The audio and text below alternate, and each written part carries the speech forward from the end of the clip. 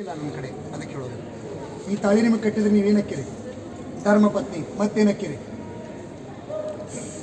ಸಹಧರ್ಮಿಣಿ. ಅದು ಅವ್ರ ಅರ್ಧ ಅಂಗಿ, ಅದು ಅವ್ರ ವೈಫೈ, ಅದು ಅವ್ರ ಮಿಸ್ಸಸ್, ಅದು ವೈಫೈ ಇವೆಲ್ಲ ಏನ್ರಿ ಆಮೇಲೆ ಅಕ್ಕಿರಿ. ಅವ್ರು ಈ ತಾಳಿ ನಿಮಗೆ ಕಟ್ಟಿದ ತಕ್ಷಣ ಮೊದಲು ಮುತ್ತೈದೆ ಅಕ್ಕಿರಿ.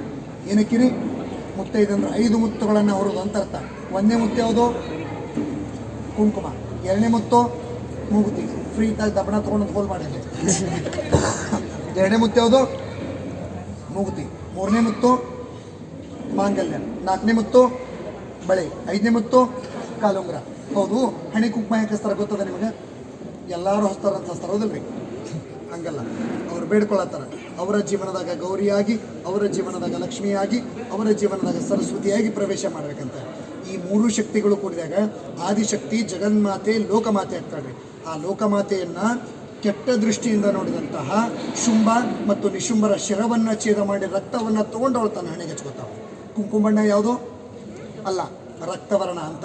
ಅದನ್ನು ಹಣೆಗೆ ಹಚ್ಕೊಂಡು ಎದುರಿಗರಿಗೆ ಹೇಳ್ತೀರಿ. ಯಾರಾದರೂ ನನ್ನ ನೋಡಕತ್ರೆ ಸಹೋದರಿ ಭಾವನೆಯಿಂದ ನೋಡಿ, ಯಾರಾದರೂ ನನ್ನ ನೋಡಕತ್ರ ನೀವು ಮಾತೃ ಹೃದಯದಿಂದ ನೋಡ್ರಿ. ಅನ್ಯತಾ ನೀವು ಏನಾದರೂ ನನ್ನನ್ನು ಕೆಟ್ಟ ದೃಷ್ಟಿಯಿಂದ ನೋಡಿದ್ದೆ ಆದರೆ ಆ ಶುಂಭರ ಗತಿ ನಿಮ್ಗೆ ಆಗ್ತದೆ ಅಂತೇಳಿ. 2ನೇದು ಬಂದ್ಬಿಟ್ಟು ಮೂಗುತಿ. ನನ್ನ ದೃಷ್ಟಿಕೋನಗಳು ಮೂಗುತಿ ಬಳಿಯಲ್ಲಿರ್ತಾವೆ ಅಂತ ಹೇಳ್ತೀರಿ. 3ನೇದು ಬಂದ್ಬಿಟ್ಟು ಮಾಂಗಲ್ಯ. ಪ್ಲಾಸ್ಟಿಕ್ ಇಂದೋದಲ್ರಿ ಅದು, ಎದ್ರದ್ದು ಬಂಗಾರದ. ಇದ್ರ ಬಣ್ಣ ಯಾವುದದ? ಆ ದೀಪದ ಬಣ್ಣ ಐತಿಲ್ಲ ನೋಡ್ರಿ. ಇದಕ್ಕೆ ಅಗ್ನಿವರ್ಣ ಅಂತಾರೆ. ಏನಂತಾರ್ರಿ? ಅಗ್ನಿವರ್ಣ. ಇದನ್ನು ಕಟ್ಕೊಂಡು ಕೂಡ ಸುಡಲಿಕ್ಕೆ ಪ್ರಾರಂಭಕ್ಕಿರಂತ. ಏನು ಮಾಡ್ತೀರಿ ಅಂತ? ಸುಡಲಿಕ್ಕೆ ಪ್ರಾರಂಭಕ್ಕೆ. ಅದಕ್ಕೆ ಅನ್ಯರು ಯಾರೂ ನನ್ನ ಹತ್ರ ಬರಬೇಡ್ರಿ, ನಿಮ್ಮ ಬಾಳಿನ ನೀವು ಸುಟ್ಕೊಂಡು ಹೋಗ್ತೀರಿ ಅಂತೀರಿ. 4ನೇದು ಬಂದ್ಬಿಟ್ಟು ಬಳೆ.